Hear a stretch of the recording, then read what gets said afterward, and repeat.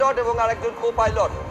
এই যে 230 জন যাত্রীর মধ্যে 169 জন ভারতীয়, 53 জন ব্রিটিশ নাগরিক, একজন কানাডা এবং 7 জন পর্তুগিজ নাগরিক বলে জানা যাচ্ছে।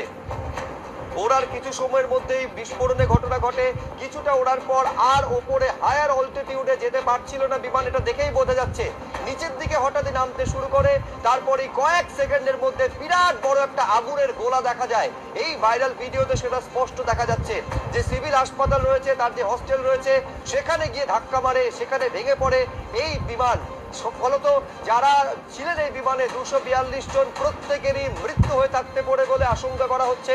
শুধু তাই নয়, যেখানে ধাক্কা মেরেছে, যেখানে কার্যত এফোড় ওপর হয়ে গিয়েছে এই বিমান, সেই হস্টেলের বেশ কয়েকজন ডাক্তারি পড়ুয়া, তাদেরও মৃত্যু হয়ে থাকতে পারে বলে আশঙ্কা করা হচ্ছে।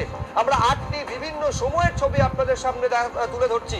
প্রথম ছবিতে দেখতে পাচ্ছেন যখন দুর্ঘটনাটি ঘটে এবং যখন দেখা যাচ্ছে বিশাল একটা আগুনের গোলা হঠাৎ করে একটা উদ্গীরণ হতে দেখা যাচ্ছে, অর্থাৎ দুর্ঘটনার মুহূর্তের ছবি।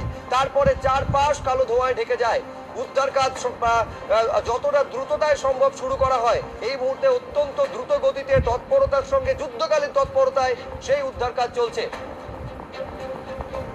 আমি আরেকবার কথা বলবো আমাদের প্রতিনিধি ব্রতদীপ ভট্টাচার্যের সঙ্গে। ব্রতদীপ, কি আপডেট পাচ্ছ? এবং কিছুক্ষণ আগে পর্যন্ত যেটা খবর ছিল যে কলকাতা বিমানবন্দর থেকে আহমেদাবাদগামী সমস্ত বিমান আপাতত স্থগিত করে দেওয়া হয়েছে, সেটা কি আবার নতুন করে চালু করা হলো? অর্থাৎ ওঠানামা আহমেদাবাদের উদ্দেশ্যে উড়ান পরিষেবা আবার চালু হলো?